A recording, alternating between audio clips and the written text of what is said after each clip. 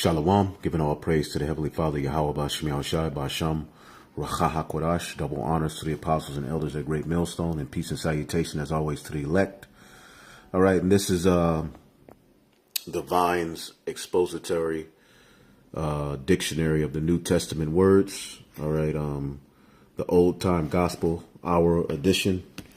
All right, and the Spirit had it to where as I was doing my workout, I have a box of books that I, used to read, back when I first came into the truth. And the Spirit had me to look into it. And this was the first book pulled out along with another book. Secondly, I pulled out going into the Renaissance. So I'm going to read some of that. But, the Spirit had, earlier the Elder Yatazak to go into the different meanings of Mark in the Bible. Now, this is only dealing with the New Testament. All right, but I wanted to read this, and we'll just go straight to Mark. It says, I'll just get close up on it. It says Mark. Okay, the first word it goes into is charagma. It said denotes a stamp, impress. All right, it says translated Mark in Revelation 13, 16, and 17. All right, it says see graven. All right, graven. It says see graven. All right, so charagma, as we know in Revelation 13 and 16 through 17, he calls it all, both small and great, rich and poor, to receive a mark, all right, in their right hand or in their forehead. All right, and this is something physical. You have particular men promoting this crap that the mark is something spiritual in dealing with a philosophy, when that has everything to do with the image of the beast. All right. And we understand that a part of his philosophy is to actually, imprint something graven inside of you. And he's the artificer, okay, of this time. And the graven thing that he's going to try to put inside of you or impress inside of you is a microchip. So let's go to graven. Okay. And where are we at? Graven. All right. Now, graven, it goes directly to charagma. Okay. It says from charasso, to engrave. All right. To impress. Okay. Hebrews 1 and 3, it says denotes a mark or a stamp. All right. A thing graven. Okay. So this is a graven image. Okay. And we understand that the graven image that they seek to put inside of you. All right. Charagma. All right. Is the microchip, according to that prophecy that we read. This is what John the Revelator saw on the Isle of Patmos when he received that vision. Now, the second, okay, is stigma, okay, which we understand when you see that it says, here is wisdom, this is the number of a man, and the number of that man is 666, which we can look around and clearly see that 666 is attached to this current wicked rulership, this current wicked priesthood, okay? And as you see here, it says stigma. It says denotes a tattooed mark or a mark burnt in a brand. So this is something physical dealing with the skin. Okay, you have these teachers now, as we'll show you, there's other words for mark, as the priest Yatazak beautifully went into earlier. And we'll go into a few of those. But dealing with this mark of the beast, all right, charagma and stigma, all right, were mentioned specifically.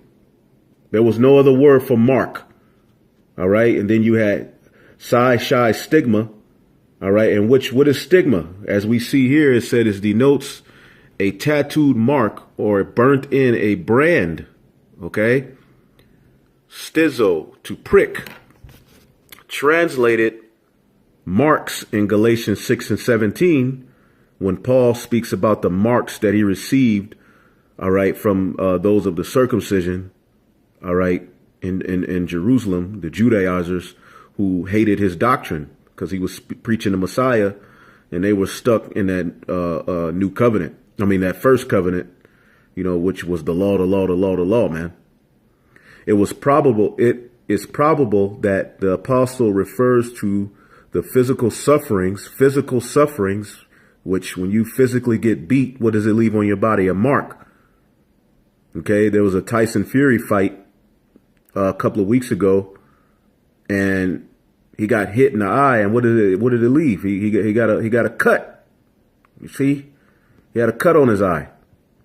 It says it is probable that the apostle refers to the physical sufferings he had to endure, all right, since he began to proclaim Yahushua as the Messiah and Lord. All right. It says at Lystra and Philippi, he got beat a few times for his doctrine. Okay, as did other apostles and prophets. It says it is probable too that this reference is to his scars. His scars. All right. His scars was intended to set off the instance of the Judaizers, which were a group of men teaching that you had to be circumcised after a manner of Moses to be saved. All right. Up on a body mark, which cost them nothing. All right. Over against the circumcision they demanded as proof of obedience to the law. All right. Meaning you had to, circumcise yourself to be saved. All right. And it says they demanded as proof of obedience to the law. He set, all right, the indelible tokens, all right, sustained in his own body. It says of his loyalty to the Lord Yahushua HaMashiach. As to the origin, all right, as to the origin of the figure, it was indeed customary for a master to brand his slaves.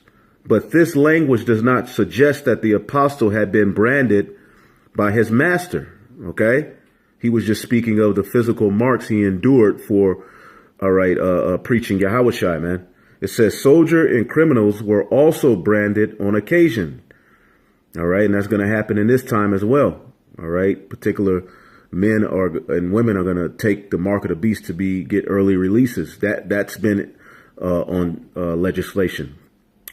Talked about to be put in law. It says, but to neither of these is the case of Paul, all right, as here described, Anagulus. Now, when you go to Revelation 13, when it's speaking of a particular mark that this beast, all right, would force or try to force men and women to get, and this mark would take over the process of buying and selling, it is speaking of something that would be a graven image, as I should say, that will be put inside of you.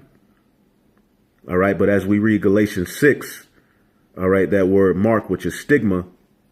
All right. When you go to the meaning of it, all right, as we've done various times, it lets you know exactly what this is saying, that there was an ancient custom that, masters branded their slaves. OK, and with this mark of the beast, all right, that's coming. All right. That's what Esau, Edom, and these heathen are trying to do. They're trying to brand you and put their name on you. OK, it says soldiers and criminals also were branded on occasion, but to neither of these is the case of Paul. All right, as here described, analogous. All right, it says the religious devotee branded himself with a particular mark of the God whose cult, all right, he affected. It says, so was Paul branded with the marks of his devotion to Yahushua, okay, which was those marks, all right, which was physically, all right, when he was physically beaten.